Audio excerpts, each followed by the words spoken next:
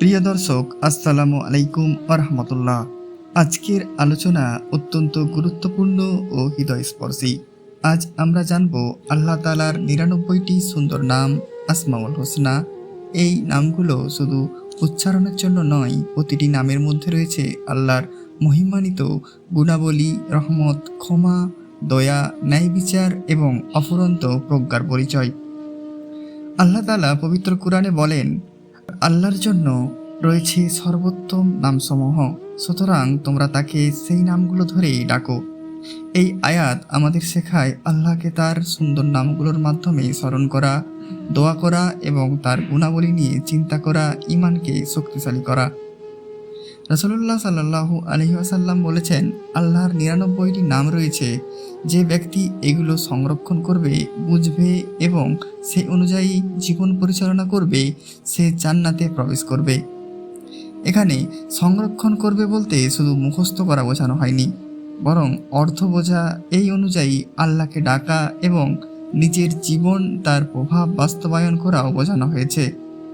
ভাবুন, যখন আপনি জানবেন আল্লাহ আর রহমান, তখন হতাশার মাঝেও তার অসীম দয়ার উপর ভরসা করতে পারবেন। যখন জানবেন তিনি আল গাফফার, তখন পাপের পরও তওবার আশা হারাবেন না। যখন জানবেন তিনি আর রাজ্জাক, তখন রিজিক নিয়ে অযথা দুশ্চিন্তা কমে যাবে। আজকের এই আলোচনায় আমরা আল্লাহর ৯৯টি নামের অর্থ, শিক্ষা এবং আমাদের দৈনন্দিন জীবনে বাস্তব প্রভাব নিয়ে বিস্তারিত জানব ইনশাআল্লাহ। এই আলোচনা আপনার ঈমানকে আরও দৃঢ় করবে এবং আল্লাহর সঙ্গে সম্পর্ককে আরও গভীর করে তুলবে।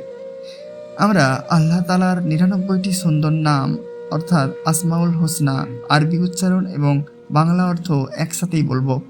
প্রথমটি হলো আল্লাহ, তিনি একমাত্র উপাস্য। আর রহমান, তিনি পরম দয়ালু। আর রহিম, পরম করুণাময়। আল মালিক, সর্বময় অধিপতি। আল কুদ্দুস, যিনি অতি পবিত্র।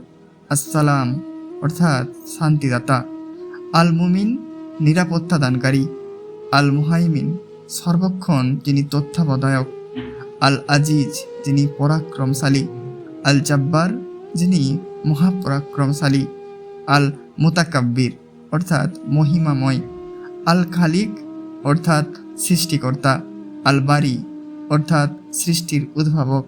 আল মুসাউইর, অর্থাৎ আকৃতি দানকারী।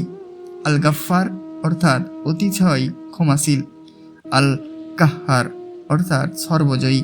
আল ওয়াহাব, অর্থাৎ দানশীল। আর রাজ্জাক, অর্থাৎ রিজিকদাতা। আল ফাত্তা, অর্থাৎ বিজয় দানকারী। আল আলিম, অর্থাৎ সর্বজ্ঞ। আল কাবিদ, অর্থাৎ সংকীর্তকারী। আল বাসিত, অর্থাৎ প্রশস্তকারী। আল খাফিদ, অর্থাৎ অবনতকারী। আর রাফি, অর্থ উন্নতকারী। আল মুইজ, অর্থ সম্মানদাতা। আল মুজিল, অপমানকারী। আসামি, সর্বশ্রোতা। আল বাসির, সর্বস্রষ্টা, সর্বদ্রষ্টা। আল হাকাম, বিচারক। আল আদাল, ন্যায়পরায়ণ। আল লাতিফ, সূক্ষ্ম অনুগ্রহকারী। আল খাবির, সর্বজ্ঞাত। আল হালিম, পরম সহনশীল। আল আজিম, মহাহিমান্বিত। আল গফুর, ক্ষমাশীল। আল সাকুর, কৃতজ্ঞতার মূল্যদানকারী। আল আলী, সর্বোচ্চ। আল কাবির, সুমহান। আল হাফিজ, সংরক্ষণকারী। আল মুকিত, আহারদাতা। আল হাসিব, হিসাব গ্রহণকারী। আল জালিল, মহিমান্বিত। আল কারিম, মহাদানশীল। আর রাকিব, পর্যবেক্ষণকারী। আল মুজিব, দোয়া কবুলকারী। আল ওয়াসি, সর্বব্যাপী। আল হাকিম, প্রজ্ঞাময়। আল ওয়াদুদ, প্রেমময়। আল মাজিদ, মহাম্মানিত। আল বাইস, পুনরুত্থানকারী। আস শাহিদ, সর্বসাক্ষী। আল হক, চিরসত্য। আল ওয়াকিল, কর্মবিধায়ক। আল কাউই, সর্বশক্তিমান। আল মাতিন, সুদৃঢ়। আল ওয়ালি, অভিভাবক। আল হামিদ, প্রশংসিত। আল মহসি, হিসাব রক্ষক। আল মুবদি, প্রথম সৃষ্টিকারী। আল মুঈদ, পুনরায় সৃষ্টিকারী। আল মুহি, জীবনদানকারী। আল মুমিত, মৃত্যুদানকারী। আল হাই, চিরঞ্জীব। আল কাইয়ুম, সব কিছুর ধারক। আল ওয়াজিদ, প্রাচুর্যের অধিকারী। আল মাজিদ, গৌরবময়।